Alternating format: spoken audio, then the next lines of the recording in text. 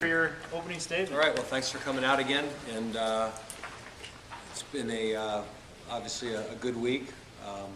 It was great to go up to Ball State and get a win, and after being involved in so many close games that came down to the final play or final 30 seconds, it was very exciting to be able to pull one of those games out. I really give a lot of credit to our players and the leadership on our team, just because that was one of those games that I thought our guys showed up and played very hard and put themselves in a position to win.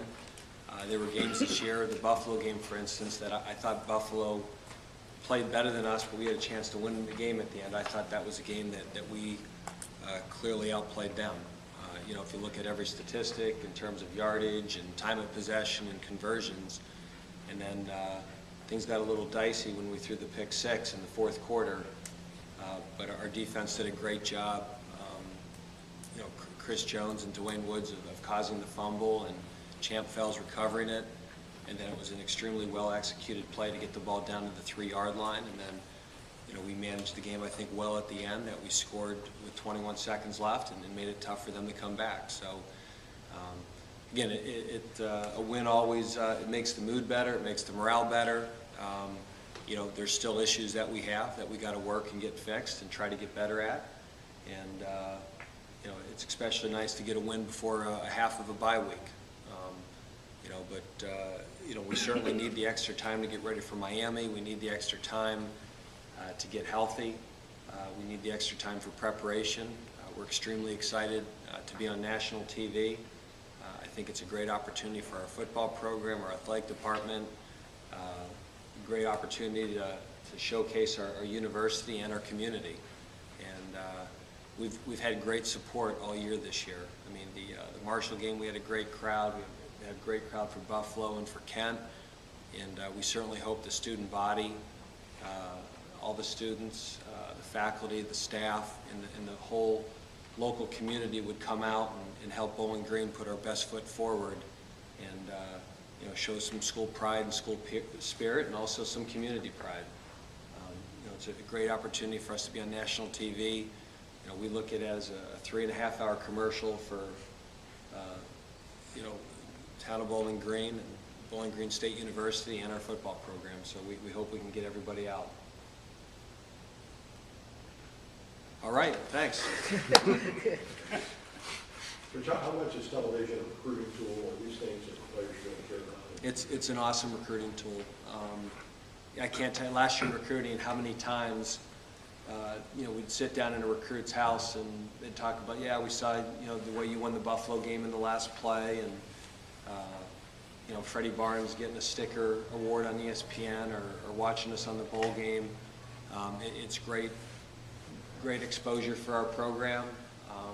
And it's, again, is the schedule the most convenient? No, but we don't care. The opportunity to be on national TV, and we're going to be on national TV 2 weeks in a row. So we love it. Our players are very excited about it.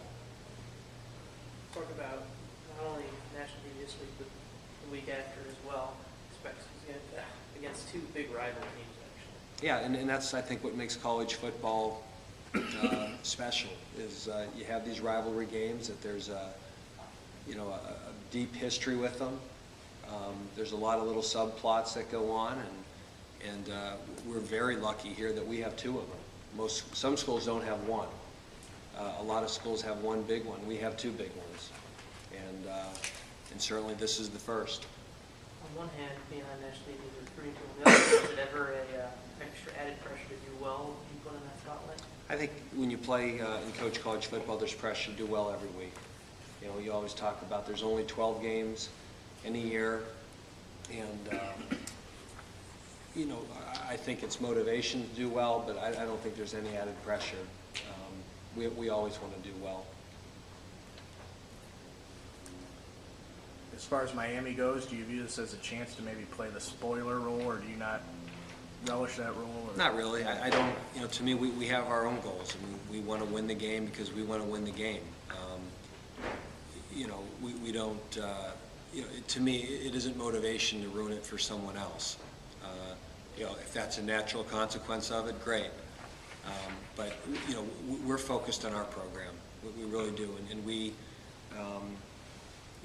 you know, we try to always have the focus of our program year-round be that we have aspirations and goals and rankings and things that we want to hit. And, you know, part of that, if you're focusing on ruining it for somebody else, then your focus isn't in the right place. So, you know, I always think positive motivation is much better than negative motivation. Do you use the success that they have this year after their struggles last year as a, you know, hey, we can do this too, or it just kind of give you that positive? You know what? Every program's unique in the same. I think if you look at what they're playing with, it's a lot of the same players they played with a year ago that are a year older, a year better, a year more experienced. And it's certainly, you know, that is always the plan when you build a program, that, you know, when you lose as many players as we lost, at some point we were going to become extremely young.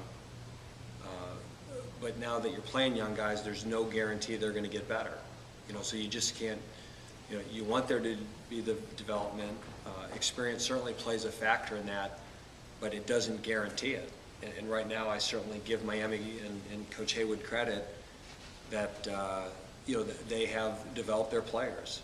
The freshmen that they played with a year ago as sophomores are clearly playing at a higher level. They're clearly executing their schemes better. A lot of the close games that they lost a year ago, they're finding ways to win now. The Central Michigan game they won with 19 seconds left. And it always helps when you have a good quarterback. And, you know, I think if you look at the play of their quarterback, Dysart, I mean, he's kind of, you know, he's better, and they've kind of made the same advances that he has. You know, a year ago he was a freshman that was very skilled and very talented, but at times played erratic. Maybe didn't always get the protection he needed at times, took some chances with the football. And this year, he's eliminated a lot of those mistakes. He's more confident, he's more comfortable with the offense. They've had some receivers develop. Robinson was a good player a year ago. He's become a great player. And then they have the freshman receiver, Harwell, the last few weeks is really just, he looks awesome. I wish he was a senior. You know, so, you know, they've got a chance to build something there. And, you know, obviously our goal is to do the same thing and take it to another level. So, you know, and I've said it before, there's so many young quarterbacks in the league this year that, you know, as this season plays out and the following years play out, I think the quarterbacks that make the biggest steps will help their programs take the biggest steps. You know, as I'm listening to you talk about Miami, you could take out the Miami names and insert Bowling Green names pretty easily, it seems to me. Yeah, and again, that story is still being written. Sure. You know, and I'm sure with Miami, they certainly hope it's going to continue to go upwards as well. But obviously, we hope next week is a step back for them. What kind of extra motivation is there when you're playing against a rival like Miami? It's just there's a history with it, and especially you know, the proximity of the schools. A lot of the players that we have maybe either were recruited by Miami and chose us, or maybe they weren't and they're mad at them, and you know, it goes back and forth. So there's just and just the whole history of the rivalry. And I think it's very interesting here, you know, at Bowling Green, you know, that we have the rival with the school to the north and we have a rival with the school to the south, and you can almost break it down by when a player played here, what they consider, you know, the bigger rival.